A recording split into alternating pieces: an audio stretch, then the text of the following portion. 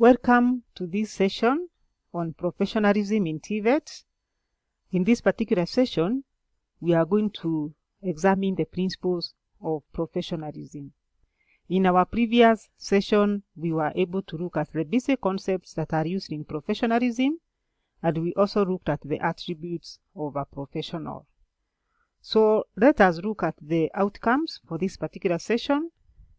We have two outcomes. I expect that you should be able to explain at least 5 principles of professionalism. And number 2, I expect that once we are able to go through the principles of professionalism, you should be able to practice these principles at your workplace. So let us now go into the specific aspects of the principles of professionalism. Now, the first principle of professionalism is that a professional should possess specific and technical body of knowledge, perfected and advanced by research and field experience. In this particular case, professionals are known for their specialized knowledge. They've made a deep personal commitment to develop and improve their skills, and where appropriate, they must have the degrees and certifications that serve as the foundation of this knowledge. Professionals should strive to become experts in their field, which sets them apart from the rest of the pack. This can mean continuing education by taking courses, attending seminars, and even attaining any related professional designation. So each professional is expected to continuously update their field of experience and also continue to engage in continuous professional development so that they can develop expertise in their area.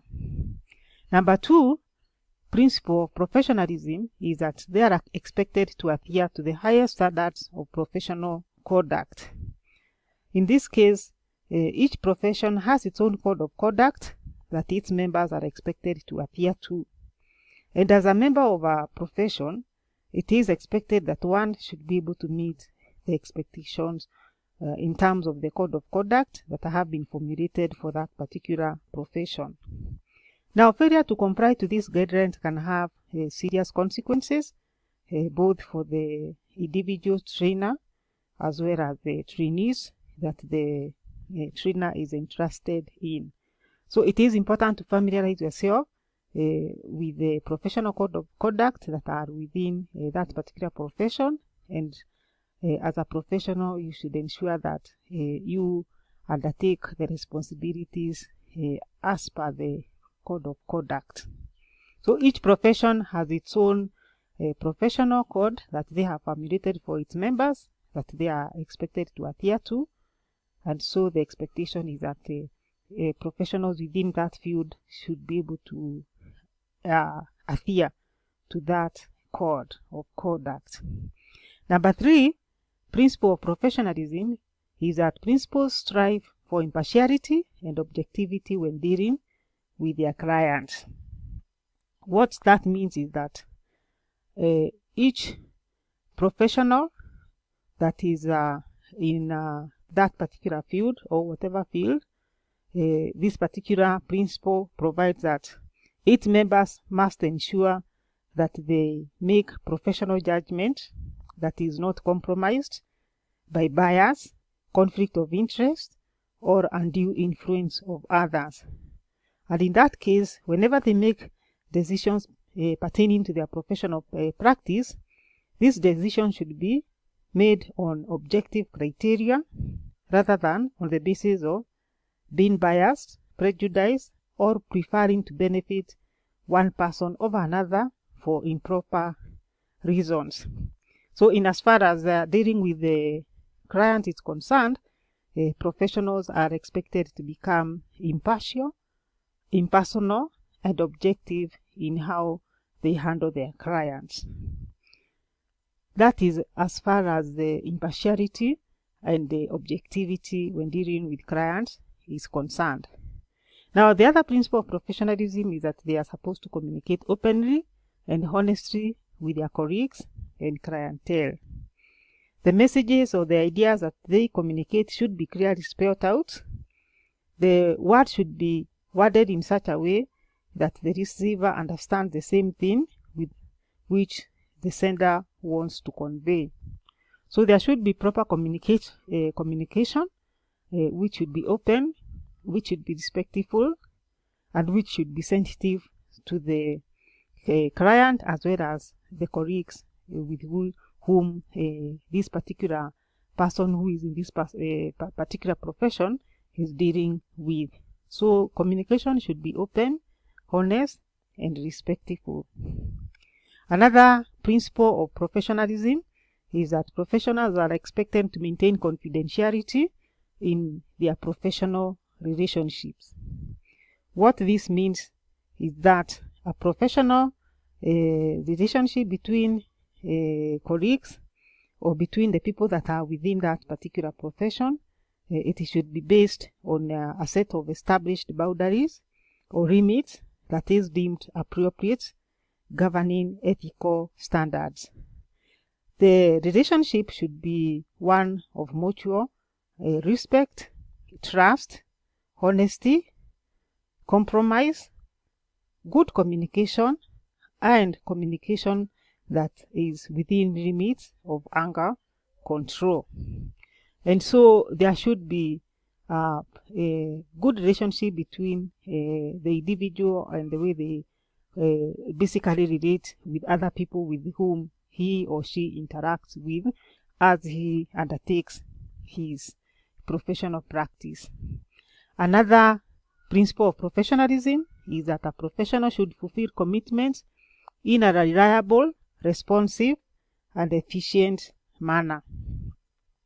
What that means is that the professionals get the job done, they are reliable, they keep promises, and if circumstances arise that prevent them from delivering on their promises, they manage expectations up front and they do their best to make sure that they exhibit integrity because they keep their word. They are people who can be trusted and they never compromise on their values. They will always do the right thing, even if it means taking a harder road. So professionals ideally will ensure that they keep their promises, they work efficiently, and they make sure that they are responsive to the needs of their clients. They always put the needs of their clients ahead of their own personal needs, even if it means compromising on their own personal issues that need to be attended. They will always put their clients ahead. The next principle of professionalism deals with being accountable for actions, and this accountability is also extended to the way resources are used, and especially the use of finances. So there are people who are held or hold themselves accountable. They do not shift blame. There are people who are answerable. They are blameworthiness. They are reliable, and they are people who will always give account of what they do, and they will also be able to give an account of the resources that are put under them. So they are fully accountable for each and every activity they undertake, and they are also responsible for any resource that they may be entrusted in. That is what being accountable means as a principle of professionalism. In addition, they are also expected to avoid potential or apparent conflict of interest. When it comes to dealing with their clients, they always put the interest of the client first. They are not people that will put their own personal needs or issues ahead of them. Rather, they are people that will always put their clients' needs ahead. Another principle is that professionals do show respect and understanding towards all people, and they also honor diversity. What this means is that, as we said earlier, professionals, they are people who are people of integrity. They are people who are respectful. And so when it comes to dealing with the people of all, coming from all backgrounds, they will be able to respect them. It does not matter whether they are people coming from different racial, ethnic, socioeconomic, or even cultural background. Neither are they influenced by their client's lifestyle, experiences, or interests. A professional will always honor individuals irrespective of whatever background and whatever perspective that they hold. And that means the professionals do have respect of people of all forms of diversity. They would treat them in the same manner that they would treat people that are close to them, or people that they know them, or even people that have different opinions. They will be able to give services accordingly. Finally, on another principle of professionalism is that professionals continue to upgrade their professional competence in the process of meeting the changing needs of the people that they serve, of the clients that they serve, irrespective of whether they come from their own communities or in their own families. They want to ensure that they are able to build on their expertise. They will want to continue to upgrade their skills, their experiences, so that they can become useful to their clients. So in essence, we have gone through a number of principles of professionalism, and it is important that as we practice in the TVET sector, as trainers, master craftsmen, it is important that we observe these principles that are useful in the area of our profession.